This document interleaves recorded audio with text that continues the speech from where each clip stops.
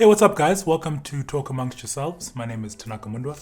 And yeah, we have another show. So we're going to talk a couple of talking points in a couple of minutes. Not too much time. Hold tight. So three things, yeah? We'll discuss Erling Haaland and what happened with the match official after Dortmund's defeated Manchester City. We'll get into a little bit of UEFA Champions League fixtures and kind of roundup. And then also talk Kaizer Chiefs lastly. So the moment that went viral after the game, and outside of what happened with Jude Bellingham and the VAR, the dubious VAR decision, but that goes without saying. We've been there before with VAR where we feel like a decision is easy to make, but we're wrong. It's very difficult, apparently. So that moment aside, after the game, we see a video of a match official go and ask Erling Haaland for his autograph. Yeah, and this has got Twitter in uproar. How dare he? How dare this man go and ask Haaland for his autograph? And I can understand why, because it almost seems like a conflict of interest, right?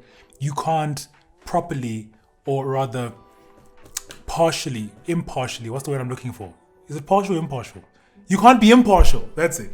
You can't be impartial if you're out there refereeing a man that you also, whose autograph you also want. I can understand what it looks like, but to those people, I'd say, he probably felt that way from when the first whistle was blown till the end of the game in any case. Now, do I think it's correct or necessary for referees to be asking players for autographs or jerseys or whatever that stuff? No, I feel like that stuff can be done behind closed doors. And to his defense, I don't think he thought in the tunnel that he was in, BT Sport had set up all these spy cams to kind of make sure that moments like that were captured. I think referees are fans of players. It would be naive of us to think they aren't, and to think that when a match starts, they don't have preferences. I think all we're asking referees to do in a game is rise beyond their favoritism for certain players and make the right decision when it matters. We can't ultimately police what's in here.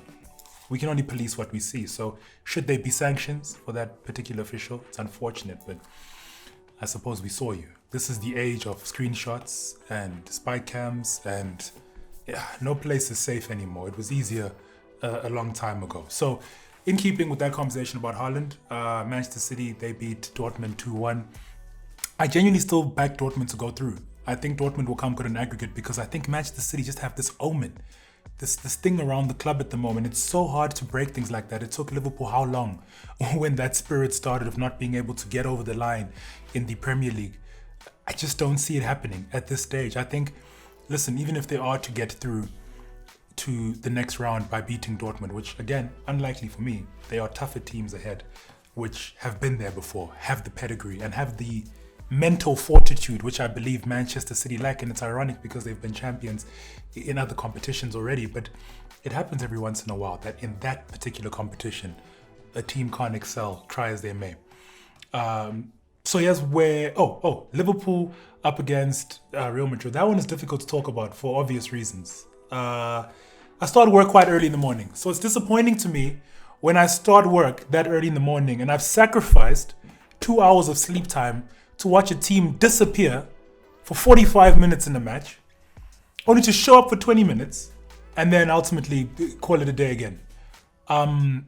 Look, there are excuses that can be made for Liverpool this season, right?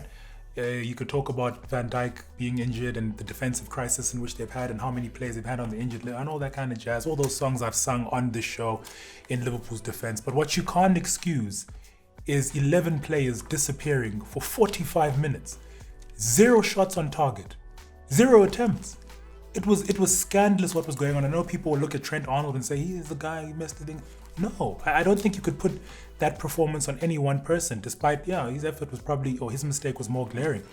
But I ask you this, in retort, where was Mane in that game? Where was Jota up against a Lucas Vasquez playing at right back? Where were they when they interchanged in those positions? Where was, in part, and actually by and large, Alisson Becker, who we expect to make big saves, but didn't, and I would argue hasn't for quite some time. Where was he in that game? I mean, look, there are problems there, sure, but there are also a lot of players right now who I think are using those problems as an excuse. I think there's a lot of players who cannot hide from the type of performances they've been putting in this season. Mane for one, Firmino another. I already mentioned Alisson Becker. I can't blame the two boys in defense. I could have been playing there right now. It's been so shambolic at Liverpool. But it's been inconsistent by and large, and I think that's where the problems have been. But there are a few players who really need to have a hard look at themselves, because what's happening at this stage is just unacceptable. Yes, we will wrap it up. Kaizer Chiefs. Kaizer Chiefs drew 2-2 with Stellies quite recently. And on the back of that draw, this article comes up, right? A couple of hours ago, actually, from one of South Africa's biggest sports, or particularly soccer newspapers. And according to this article, and we'll get to what I thought about the game of Stellies in a bit, but according to this article, Itu Khune, Philani Zulu, and Dumisani Zuma's futures at Kaizer Chiefs are all but done. They will, for sure, according to what I've read, leave the club at the end of the season. And apparently, Khune and Zuma are both linked with overseas moves. So, yeah, let's assume this is absolutely certain. Like, this is happening for sure. Khune, for me, makes sense. And I know that will have a lot of Kaizer Chiefs fans up in arms because he's been one of the best that South Africa's had for a very long time. But the situation with him and Akpia right now just is not conducive. I don't think you can afford to have a player of Khune's caliber on the bench in the way that it's been happening in the past few weeks. He definitely needs to move on. Whether or not an international move materializes for him, I don't know. I don't see it. I almost see a similar situation that Simphiwe Tshabalala had when he went overseas. It won't be to the Premier League or Championship. It'll probably be to somewhere slightly, one of those leagues. I just don't see a big money move for Khune materializing at this stage with his age considered. I think if that ship was going to come, it would have come quite a long time ago. Zuma is one who I'm disappointed for because I really believe that Chiefs would get the most out of him. So much was promised from Dumisani Zuma, and we've seen in part. He was good coming off the bench for Ernst Middendorp, and he was good for Steve Kompela.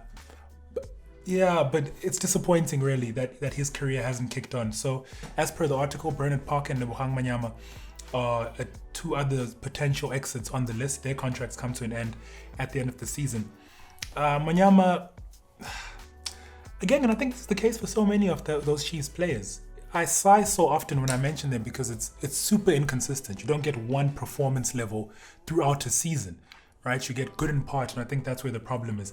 I think for me, Bernard Parker should stay because I think Bernard Parker has proven himself still very capable despite getting on in age, and it's a young team at this stage. I don't know what Gavin Hunt will do in the off season, but you're gonna need some old heads. Let's assume Katsande is on his way out as well, and Khune is on his way. You're going to need leaders in that team, and I think Bernard Parker for me is one of those players who can really be a leader. So on the list as well for other players potentially on their way out is Ndiantia.